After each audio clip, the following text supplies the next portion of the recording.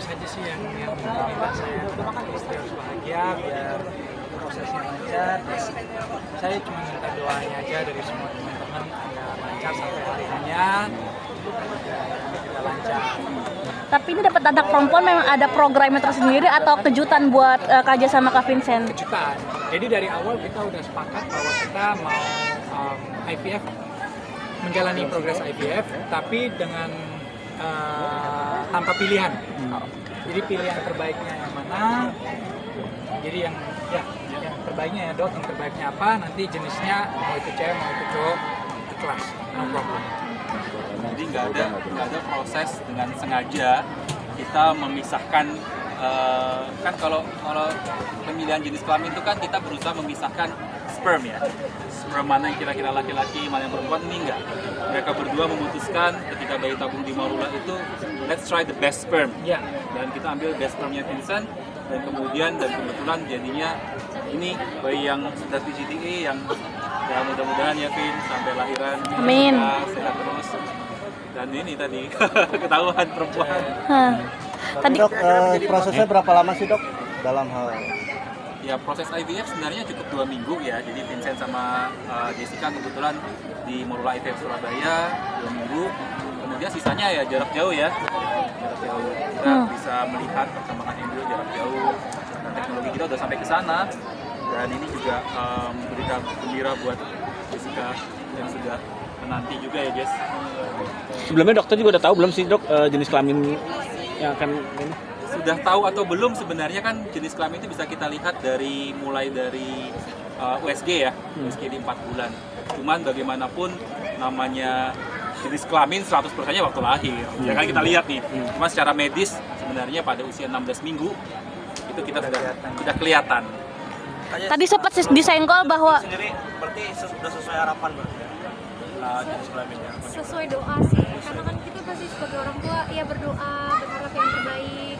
Ya syukur-syukur kita bisa dikasih seorang putri agar bisa juga berkesempatan merawat anak perempuan, karena kita berdua kebetulan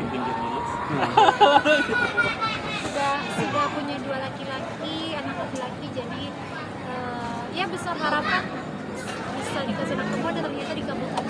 Dan ini menjadi pelengkap buat kamu juga nggak sih? Karena kayak punya baby cewek gitu. Iyalah pastinya, jadi Pasti ketemu dia di salon nanti kalau udah gede ya. jadi ada teman buat dandan, ada teman buat makeover. Soalnya kalau anak yang cowok-cowok kan kayak lebih kayak Jadi yang bapaknya lebih maco lah permainannya. dan kalau punya anak perempuan, jadi ini pengalaman baru, akan menjadi pengalaman yang baru buat aku.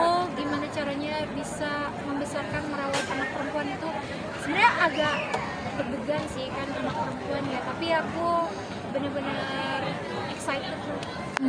Kak, Aku sih udah, tapi nama aku ditolak terus. kenapa? Bukan ditolak, maksudnya aku cuma kasih tahu jangan pilih satu, kita pilih beberapa, nanti kita ya cocok-cocokan lah. Yang terbaiknya yang mana, yang ada maknanya, yang ada artinya, ya kan.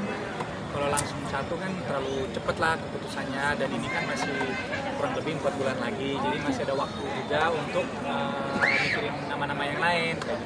Ada berapa nama yang di? So far kan 1. Enggak, aku udah ada 3. Oh sekarang 3. Udah punya Ya berarti nanti ya. Ya nanti. Kita terus Sponsor Barak sama Don sendiri gimana sih?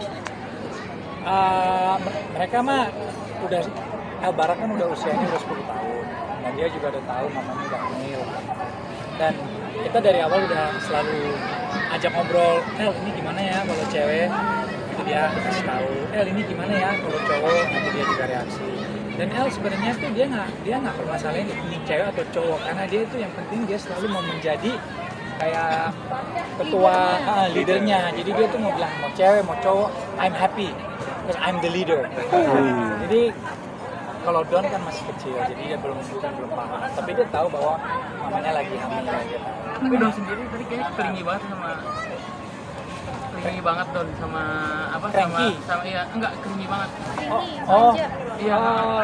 Kasih pengertiannya gimana sih? Susah nggak sih? Kasih Bahwa dia bakal pengertiannya di jadi setiap kakak. hari selalu Dikasih tahu. kasih tahu ini kan udah mulai besar, jadi udah bisa nunjukin ke Don. Kalau kan udah tahu ya, ke Don tuh kasih tahu ini di perut mama ada ade, jadi dia suka halo ade, Lus-lus. ya sayang, cium ade. Mungkin belum paham 100% tapi dia udah connect lah, dia udah tahu bahwa ada baby. Kak Jess tadi sempat disinggung bahwa ini apa namanya IVF untuk menyambut baby dragon. Pertimbangannya apa sih, mungkin apa yang lahir di tahun naga? Kenapa akhirnya mau ini kekeh di tahun naga? Naga itu kan sio naga tuh kalau di sio Chinese itu sio besar, termasuk sio besar gitu, dan sio besarnya kebetulan cocok sama sio-sio yang ada di rumah kayak Vincent kan monyet. Sionya. Nah, terus El kuda, kalau dia kelinci, nah Don macan. macan, jadi macan, kelinci, monyet, kuda, ini El banyak kuda sama. Nah, sama kan udah. Jadi ini 4 sio ini cocoknya sama naga, jadi ya Cocok untuk dipertemukan ya saya. langsung digas atau kita ini proses gas. Ada hitung-hitungan pakai sio juga berarti ya untuk hamil 3 ini.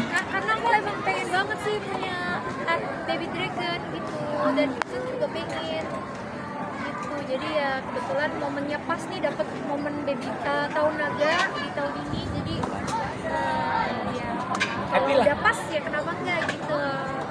Berarti due date kapan makin, Dok? Kalau berdasarkan due date ya, itu sekitar pertengahan Desember. Itu 40 weeks. Tapi kan kalau lahiran normal kan mulai 2 minggu lebih awal sudah bisa. Ini mulai awal Desember, Jess. Jadi sudah harus siap-siap tuh sampai pertengahan Desember. Kak Jess tadi dengar-dengar mau punya anak sampai 5. Nah, habis ini lanjut lagi apa gimana? Sabar dulu. Ya kalau misalkan kita satu-satu dulu, ini kan nanti kan lahir dulu, terus kita rawat dulu, at least menyusuinya mudah-mudahan bisa sampai 2 tahun. Nanti habis itu baru kita Ya yang penting tuh kita enjoy the moment juga. Jadi kalau buru-buru kesian juga nih buat baby ceweknya, nanti dia mungkin kurang kasih sayang. ya, jadi kita mau enjoy the moment juga. Tapi ya doain aja kalau dompet bapaknya kedepannya tebal kan pastinya tentunya 4-5 muncul. Bos. Siap. Nah, tapi Vincent, biasanya kalau seorang bapak itu agak lebih protektif, agak lebih posesif ke anak ceweknya. Udah mempersiapkan hal itu belum? Nah, jadi aku juga sempat ngobrol sama bokap juga bilang gitu. Kalau aku kan orangnya kan very spontaneous, outgoing adventure yang ya boleh dibilang kayak kasar lah. Kata bokap kalau udah dapet anak cewek itu tanpa kita sadar kita berubah. Jadi lebih lembut, nggak secepat itu untuk bilang tidak boleh, tapi lebih ya udahlah nggak apa-apa kan anak cewek. Cuma ini kan semua cuma info aja dari keluarga dan orang-orang sekitar. Balik lagi Vincent pengen enjoy the process sih, karena kan belum pernah ada anak cewek, anak cowok ada 2, jadi udah tahu lah sifat cowok kayak gimana. Jadi sebenarnya mau enjoy aja. I'm happy. Akan lahiran di mana, Kak Jess? Di sini atau di Bali? Atau di Surabaya? Sih kemungkinan besar di Jakarta. Oh, di Jakarta. Jadi tetap normal nggak? Kebetulan 2 pengalaman yang pertama dan kedua itu normal, jadi berharap besar yang ketiga itu bisa normal. Sebenarnya more than 80% itu wanita itu bisa lahir normal. Dan Jessica udah punya pengalamannya, Jess. 1-2 normal, dan kita berharap nanti ya 3 juga lahir normal. Dan susah kalau harus ke Bali atau ke Surabaya. Karena lahir normal kan nggak bisa diprediksi ya, Jess. Betul, pecah banyak apa, Ya, mulai betul. kapan gitu. Jadi ya kita cari yang paling gampang dong, yang biasa yang dekat gitu di Jakarta. Ada ngidam nggak sih, Kak Jess? Ngidamnya makanan sih gampang sih, soalnya kan sekarang udah tinggal ojek online. Jadi ngidamnya sih udah terpenuhi, cuma paling ya sensitif yang lebih memberatkan, pusing, muntah. Berarti mengakomodir. Bayi perempuan ini mualnya luar biasa gitu. Karena beda banget sih sama hamil Boang dan juga El. Hamil kali ini tuh muntah dan mualnya bener-bener luar biasa banget. Aku harus bed rest. Itu bed rest itu 3 semester pertama atau sampai Semester pertama tuh kalau swab muntah, jadi gizi dan nutrisi yang dibutuhkan untuk tubuhnya tuh benar-benar berkurang. Jadi dia tuh bed restnya karena lemes, capek, karena kurang gizi, karena sekali makan, 2 makan pasti minta lagi mual. Tapi itu Sekarang udah nggak lagi, udah membaik, sekarang udah bisa makan lagi dan everything is okay. normal, tapi itu ya untuk seorang ibu hamil kayak gitu ya, Dok ya? Ya, jadi memang rata-rata beberapa penelitian menunjukkan pada bayi perempuan itu memang sering membuat rasa mual yang lebih tinggi daripada bayi laki-laki. Dari istri saya juga kebetulan gitu, waktu hamil anak pertama yang perempuan juga mualnya lebih tinggi. Memang nggak pada seluruh wanita, cuman secara statistik beberapa penelitian menunjukkan bayi wanita cenderung lebih mual. Yes, untuk aktivitas syuting bakal off dulu atau gimana? Kemarin sih dari mulai program IVF sih stop karena kan emang harus istirahat, fokus. Karena buat fokus ke sesuatu yang pengen kita raih itu aku pengennya kayak total gitu, jangan sampai tetap kecapean tapi tetap IVF tapi tetap capek buat apa gitu, nanti hasilnya kan nggak ada gitu. Jadi benar-benar fokusin diri buat program bayi ini. Dan kebetulan tadinya mau mulai syuting lagi setelah tahu udah hamil, cuma ternyata trimester pertama tuh bener-bener berat buat aku. Jadi kayak karena awal-awal tiba-tiba ada flag, langsung bed rest, terus dari bed rest itu tahu-tahu muntah, mual setiap hari. Jadi akhirnya mulai syuting sih kayak akhir-akhir ini aja, udah masuk ke 5 bulan udah mulai enakan, tapi tetap nggak bisa capek-capek soalnya capek sedikit kaki pegel, pinggang kram, terus jadi ya dibatasin aja gitu. Kayak abis ini acara ini capek, besoknya istirahat.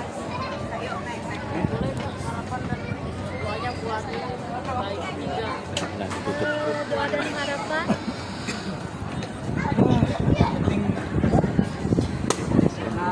Amin. Amin. Udah harapan Hari H Mau ngapain makan? dan jadi baby. kita Lucu. sayang keluarga.